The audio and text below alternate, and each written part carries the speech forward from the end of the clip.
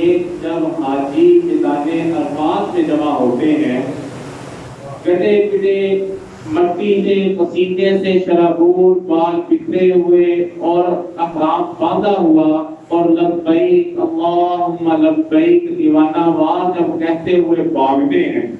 تو اللہ رب العزت بڑے ہی خوش ہوتے ہیں اور بڑے ہی فخر سے فرشتوں کو کہتے ہیں کہ دیکھو یہ میرے بندے جنوں کے بارے میں تمہاری یہ رائے تھی، تمہارا یہ فیصلہ تھا، تمہارا یہ مشورہ تھا کہ اللہ یہ فتنہ مقتول کریں گے، یہاں اور فتنہ فساد کریں گے، یہ قتل و غارت کریں گے، دیکھو یہ میرے بندے کوئی مال و دولت پاس نہیں ہے، کوئی کس رنگ کا، کوئی کس نسل کا، کوئی کس ملک کا، ان کی زبان نہیں ملتی، ان کے آپس میں بول چال نہیں ملتی، لیکن سب کا ایک ہی نعرہ ہے، ایک ہی تکبیر ہے، لبیک اللہم لبیک لا شریک لک لبیک ان الحمد والنعمت والملک لا شریک لک لبیک، کہ اللہ کے ہم حاضر ہیں، تیرے دربار میں حاضر ہیں، اللہ تیرا کوئی شریک نہیں، ساری کائنات کی حمد و ثنا، ساری دنیا کی حمد و ثنا، ساری دنیا کی تعریفیں تیرے لیے ہیں۔ یہ ایک ایسا موقع آتا ہے جس میں اللہ رب العزت بندوں کو دیکھ کر بڑا خوش ہوتا ہے، تو یہ دعا کرنی چاہیے کہ اللہ ہماری زندگی میں بھی وہ موقع عطا فرما کہ اللہ ہم سے بھی خوش ہو، ہم میدان عرفات میں پہنچے اور اللہ رب العزت کو پکارے، یہ موقع میری اور آپ کی زندگی میں اللہ رب العزت لائے، اس کی زیادہ سے زیادہ اللہ رب العزت سے دعا کرنی چاہیے۔ اور دوسرا موقع فرمایا کہ جب دونوں میاں بیوی سوئے ہوئے ہوں اور بیوی یا شوہر اپنے بیوی کو شوہر اٹھائے صبح نماز تہجد کے لیے تو وہ نیند کی برقرارت میں ہو اور وہ کوئی برا بھلا کہنا چاہتی ہو لیکن کہہ نہ سکتی ہو، تو اللہ رب العزت بڑے فخر سے بڑے خوش ہو کے دیکھتے ہیں اور فرشتوں کو کہتے ہیں دیکھو یہ دو میاں بیوی میرے بندہ میری بندی اور یہ میری نماز کے لیے کھڑے ہو رہے ہیں اپنی نیند کو قربان کر کے، تو اللہ اس وقت بڑا خوش ہوتا ہے۔ میرے بھائیو اور دوستو، یہ آج کا دن بڑی ہی قبولیت والا دن ہے، بڑی ہی عظمت اور شان والا دن ہے، اور یہ اللہ رب العزت کے پیارے محبوب اور خلیل حضرت ابراہیم علیہ السلام کی یاد کو تازہ کر دینے والا دن ہے، اور یہ ذو الحج کا جو مہینہ ہے یہ اللہ رب العزت کے خلیل حضرت ابراہیم کی یاد تازہ کرتا ہے۔ اللہ رب العزت نے 1,24,000 کم و بیش انبیاء علیہ السلام میں سے صرف 2 نبیوں کو خلیل کہا ہے، ایک کو حبیب کہا ہے، ایک کو خلیل کہا ہے، مطلب دونوں کا ہی ایک ہے، خلیل بھی دوست کو کہتے ہیں اور حبیب بھی دوست کو کہتے ہیں۔ اللہ رب العزت نے حضرت ابراہیم کو خلیل کہا اور محمد رسول اللہ کو حبیب کہا۔ اب لفظ 2 ہیں، الفاظ 2 ہیں، معنی ایک ہے، ان کا ترجمہ اور مفہوم ایک ہے، تو اللہ کے محبوب صلی اللہ علیہ وسلم نے ایک دفعہ اللہ سے پوچھا تھا کیا میرے والد میرے خالق بتا کہ الفاظ 2 ہیں معنی ایک ہے، خلیل کا مطلب بھی دوست ہے، حبیب کا مطلب بھی دوست ہے، تو یہ دونوں الفاظ میں متضاد کیوں ہے، دونوں کو حبیب کہہ دیتا یا دونوں کو خلیل کہہ دیتا؟ تو اللہ نے کہا کہ میرے محبوب یہ دونوں نام میں نے بڑے پیار سے رکھے ہیں، خلیل اس کو کہتے ہیں جس سے محبت میں سب کچھ چھین لوں میں اسے خلیل کہتا ہوں، اور جسے محبت میں سب کچھ عطا کر دوں اسے حبیب کہتا ہوں۔ جسے اللہ رب العزت نے پیار سے سب کچھ چھین لیا اسے اللہ نے خلیل کہا۔ انبیاء علیہ السلام سے کوئی مصیبت کوئی پریشانی آتی ہے، ایک بات ذہن میں رکھیے کہ 1,24,000 جو آدم سے لے کے ہمارے آقا تک انبیاء علیہ السلام اس دنیا میں تشریف آئے ہیں، اللہ رب العزت نے سارے انبیاء پر آزمائش اور امتحانات کیے ہیں، سارے نبیوں پر آزمائشیں آئی ہیں، سارے نبیوں پر امتحان۔ ایک بات ذہن نشین کر دیجئے کہ جو نبی پر مصیبت پریشانی آتی ہے وہ نبی کا امتحان اور آزمائش ہوتی ہے، لیکن جو مصیبت جو پریشانی غیر نبی پر آتی ہے وہ اس کے گناہوں کی سزا ہوتی ہے۔ جو آزمائش جو مصیبت جو پریشانی اللہ رب العزت اپنے نبی پر، اپنے پیغمبر پر، اپنے رسول پر بھیجتے ہیں، وہ اس کے درجات کی بلندی کا سبب بنتی ہے، لیکن جو مصیبت، جو پریشانی اللہ رب العزت غیر نبی پر بھیجتے ہیں وہ اس کے گناہوں کی سزا ہوتی ہے یا اس کے گناہوں کا کفارہ بن جاتی ہے۔ تو حضرت ابراہیم خلیل اللہ علیہ السلام سے اللہ رب العزت نے 4 بڑے امتحانات لیے ہیں، اور یہ ایسے امتحان ہے کہ اسلامی تاریخ میں اس کی کوئی اور ثانی نہیں ملتا کہ سب سے بڑا امتحان اللہ رب العزت نے اپنے خلیل سے جو لیا ہے وہ اس کی جان کا لیا ہے، کہ حضرت ابراہیم علیہ السلام کو نمرود نے آتش میں، آگ میں پھینک دیا، جسے آتش نمرود کہتے ہیں۔ آپ نے یہ واقعہ سنا ہوا ہے کہ نمرود نے کتنے مہینے آگ جلائی اور اللہ رب العزت کے پیارے خلیل کو اس آگ میں پھینکا گیا، لیکن وہ آگ اللہ رب العزت کے حکم سے گلزار بن گئی۔ قرآن مجید فرقان حمید میں اس کا اشارہ ملتا ہے، قُلْنَا يَا نَارُ كُونِي بَرْدًا وَسَلَامًا عَلَىٰ إِبْرَاهِيمَ، کہ اللہ رب العزت نے براہ راست آگ کو حکم دیا تھا کہ گلزار بن جا میرے خلیل کے لیے۔ تو یہ پہلا امتحان تھا جو اللہ نے اپنے خلیل سے لیا۔ اس دنیا میں سب سے زیادہ جو بندے کو عزیز ہوتی ہے، سب سے زیادہ جو عزیز، جو پیاری انسان کو چیز ہوتی ہے، وہ اس کا اپنا جسم ہوتا ہے، اپنی جان ہوتی ہے۔ اور یہ بات یاد رکھیے کہ دنیا کے اندر اگر کوئی بندہ خودکشی کرنا چاہے تو خودکشی کرنا حرام ہے، جان بوجھ کے اپنے آپ کو موت کے کنویں میں ڈالنا حرام ہے، لیکن اللہ کا کوئی نبی کہہ دے کہ مر جاؤ تو اللہ کے نبی پر مرنا شہادت ہے۔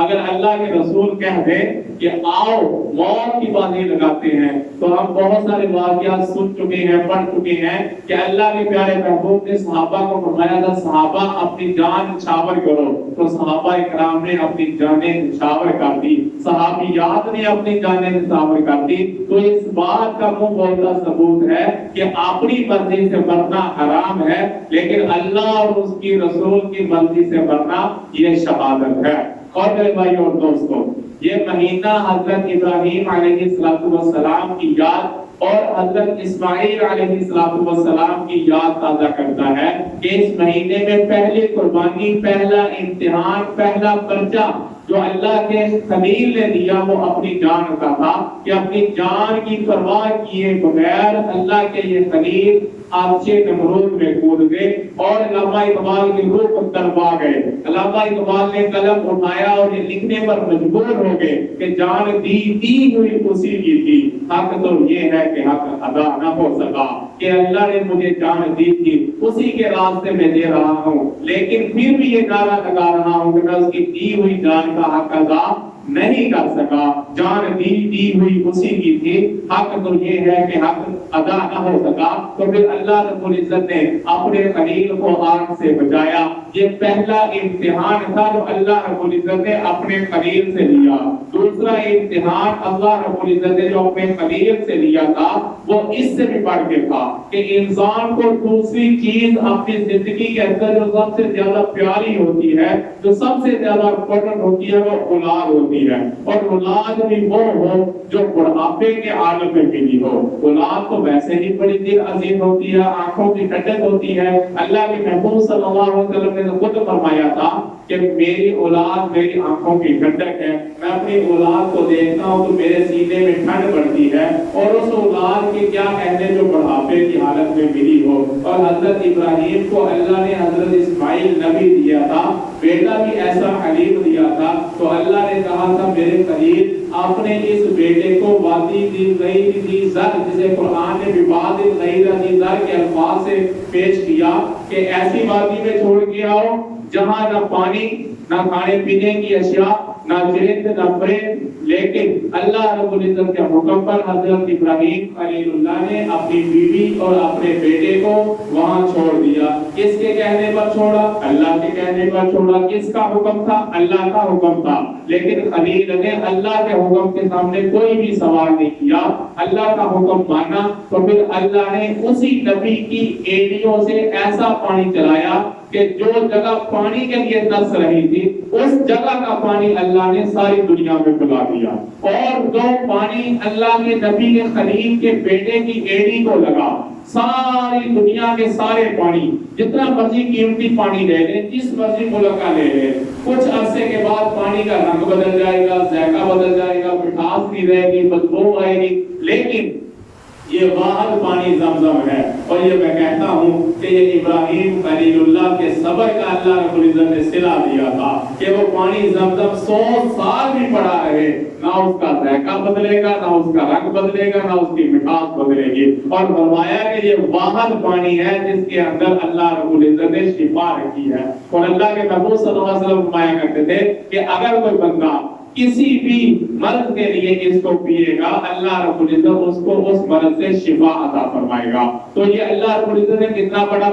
امتحان لیا، تو حضرت ابراہیم خلیل اللہ اس امتحان میں بھی کامیاب ہو گئے۔ اب تیسرا امتحان جو اللہ رب العزت نے اپنے خلیل سے لیا تھا کہ جو بڑھاپے میں بیٹا دیا، اللہ نے حکم دیا کہ میرے خلیل اس بیٹے کی محبت تمہارے دل میں گھر کر گئی ہے، تو اب اس بیٹے کو میری راہ پر قربان کر دو۔ یہ کوئی چھوٹی موٹی معمولی بات نہیں تھی، بیٹے ذبح کرنا کوئی عام بات نہیں، معمولی بات نہیں، بندہ تصور بھی نہیں کر سکتا۔ ایک بیٹے کو رات کو نیند نہ آئے تو میرا مشاہدہ ہے کہ باپ کو بھی نیند نہیں آتی، بیٹی چین سے نہ سو رہی ہو تو باپ بھی نہیں سو سکتا، بیٹے کو کوئی تکلیف ہو باپ بھی سکون سے نہیں رہتا۔ تو جب باپ کو یہ حکم ملا کہ بیٹے کے گلے پر چھری چلا دو تو اس باپ کے دل پر کیا گزری ہوگی۔ لیکن میں قربان جاؤں حضرت ابراہیم خلیل اللہ پر کہ خلیل اللہ نے بلا چون چرا کے حضرت اسماعیل کو لیا، چھری دی اور بیٹے کو قربان کرنے کے لیے چل پڑے۔ اور یہ چوتھا اور آخری امتحان جو اللہ رب العزت نے حضرت ابراہیم خلیل اللہ سے کہا، وقت مختصر اشارہ کرنا مقصود، آپ سب یہ واقعہ سن چکے ہیں، پڑھ چکے ہیں کہ اللہ رب العزت کے خلیل نے اپنے بیٹے کو قربان کر دیا۔ چوتھا امتحان جو اللہ نے حضرت ابراہیم سے لیا وہ یہ تھا کہ ابراہیم اب میرا گھر تعمیر کرو۔ تو حضرت ابراہیم نے اپنے بیٹے حضرت اسماعیل کے ساتھ مل کے اللہ کا گھر تعمیر کیا۔ تو پھر یہ چاروں امتحان میں جب ابراہیم پاس ہو گئے تو پھر رب ذوالجلال نے بھی کہا کہ ابراہیم میں نے تم سے بڑے بڑے امتحان لیے، تم ان امتحانوں میں کامیاب ہو گیا، اب بتا تجھے میں کیا جزا دوں، کیا صلہ دوں، مانگ کیا مانگتا ہے۔ اب میرے تیرے جیسا بندہ ہوتا، کوئی دنیا داری مانگ لیتا، کوئی بہت بڑی جائیداد مانگ لیتا، سوسائٹی مانگ لیتا، ٹاؤن مانگ لیتا، کوئی اور چیز مانگ لیتا، لیکن قربان جاؤ خلیل کے۔ خلیل نے مانگا بھی تو کیا مانگا، وہ چیز مانگی جو اللہ کے خزانے میں صرف ایک ہی تھی۔ اور حضرت امام غزالی نے فرمایا کہ مانگنے والوں نے دولت مانگی، اللہ نے اٹھا کے دے دی، اپنے خزانوں میں دیکھا تو دولت کے انبار لگے، اولاد مانگی دے دی، اللہ کے خزانوں میں اولاد کے انبار لگے، لیکن خلیل نے وہ چیز مانگی تھی کہ جو اللہ کے خزانوں میں تھی ہی ایک۔ حضرت ابراہیم نے ہاتھ اٹھائے، اللہ مجھے وہ نبی عطا کر جس کے تو محمد رسول اللہ کہتا ہے، اللہ میری اولاد میں سے وہ نبی پیدا کر جسے تو اپنا حبیب کہتا ہے، میرے اللہ مجھے وہ عطا کر جسے تو محمد رسول اللہ کہتا ہے۔ ربنا وابعثنا فیہا، کہ اللہ رب العزت سے وہ دعا مانگ لی حضرت ابراہیم خلیل اللہ نے، تو پھر اللہ نے بھی انکار نہیں کیا، اللہ نے کہا میرے خلیل جا میں نے تجھے یہ عذاب دے دیا۔ اور حضرت ابراہیم خلیل اللہ یہ واحد نبی ہے کہ ان کو وہ ایسا مقام اللہ نے دیا ہے، ایسا رتبہ اور شان اللہ نے دی ہے کہ حضرت آدم سے لے کر حضرت عیسیٰ تک 1,24,000 کم و بیش انبیاء علیہ السلام، کسی نبی کو ایسا مقام، ایسا رتبہ، ایسا اعزاز، ایسی شان اللہ نے نہیں دی۔ ایک اس کی وجہ یہ ہو سکتی ہے کہ حضرت ابراہیم کا ایک بیٹے حضرت اسحاق علیہ السلام ہے، اور حضرت اسحاق کے بیٹے حضرت یعقوب علیہ السلام ہیں، جنہیں عبرانی زبان میں اسرائیل کہا جاتا ہے۔ حضرت یعقوب علیہ السلام کے بیٹے حضرت یوسف علیہ السلام ہیں، اور حضرت یوسف علیہ السلام واحد نبی ہیں جن کی اولاد میں سے 18,000 پیغمبر پیدا ہوئے۔ یہ حضرت ابراہیم کو یہ اعزاز حاصل ہے کہ حضرت ابراہیم کا ایک بیٹا حضرت اسحاق کا بیٹے حضرت یعقوب हजरत याकूब के बेटे हजरत यूसुफ और हजरत यूसुफ की औलाद में से, नस्ल में से, पुश्त में से 18,000 लड़के ऐसे पैदा हुए हैं जो वक्त के नबी और रसूल बने हैं। और दूसरे हजरत इब्राहिम खलीलुल्लाह के बेटे हजरत इस्माइल अलैहिस्सलाम हैं, जिनके ऐसे ये मुकद्दस और मोहतरम नबी हैं कि इनकी 40वीं पुश्त में से हमारे आका और मौला पैदा हुए हैं। ये इजाज़त अल्लाह रब्बुल इज्जत ने हजरत इब्राहिम खलीलुल्लाह को दिया है। और हमारी किसी इबादत के अंदर ऐसी किसी नबी का नाम नहीं आता, लेकिन हमारी एक वाहिद नमाज इबादत ऐसी है जिसमें हजरत आदम का नाम नहीं, हजरत नूह का नाम नहीं, हजरत शीश का नाम नहीं, हजरत ईसा का नाम नहीं, हजरत मूसा का नाम नहीं, और इतने इतने जलीलुल कदर अंबिया गुजरे हैं, किसी का नाम नहीं। अगर अल्लाह ने नाम रखा है ऐसी मकबूल और अजीम इबादत नमाज के अंदर जो हम दुरूद पाक पढ़ते हैं, उसमें अगर नाम रखा है तो अल्लाह ने हजरत इब्राहिम का रखा है। और ये सिर्फ हजरत इब्राहिम का ही नहीं बल्कि हजरत इब्राहिम की आल का भी जिक्र किया है। अल्लाहुम्मा सल्ली अला मुहम्मद व अला आलि मुहम्मद कमा सल्लैता अला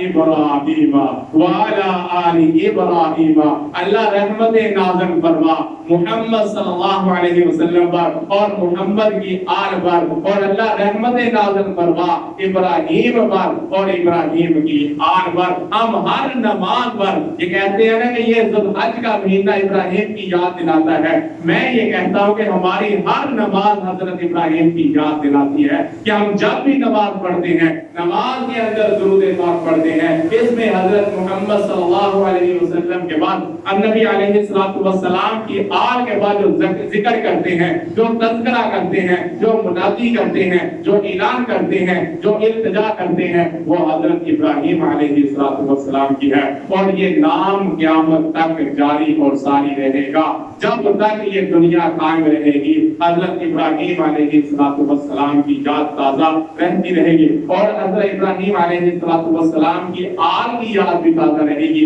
ये इज़ात अल्लाह रब्बुल इज्जत ने इतने बड़े इम्तिहानात लेने के बाद दिया है। दुआ है अल्लाह रब्बुल इज्जत हम सब को हजरत इब्राहिम खलीलुल्लाह अलैहिस्सलातु वस्सलाम की सुन्नतों पर अमल करने की तौफीक अता फरमाए। और ये जो कुर्बानी वाली सुन्नत है, ये भी सुन्नत इब्राहिमी है और ये भी हजरत इब्राहिम अलैहिस्सलातु वस्सलाम की सुन्नत को जिंदा करती है, ताज़ा करती है। और हर साल हम बड़े ज़ौक़ और शौक़ के साथ, बड़ी खुशी के साथ हजरत इब्राहिम अलैहिस्सलातु वस्सलाम की इस सुन्नत को जिंदा करते हैं। दुआ है खालिक़ कायनात से, मालिक कायनात से, परवरदिगार आलम से कि हम सब की कुर्बानियों को अपनी बारगाह में कबूल फरमाए और हम सब को नबी अलैहिस्सलातु वस्सलाम से पक्की और सच्ची मोहब्बत नसीब फरमाए। वाह दावाना अनिल हम्दुलिल्लाहि रब्बिल आलमीन।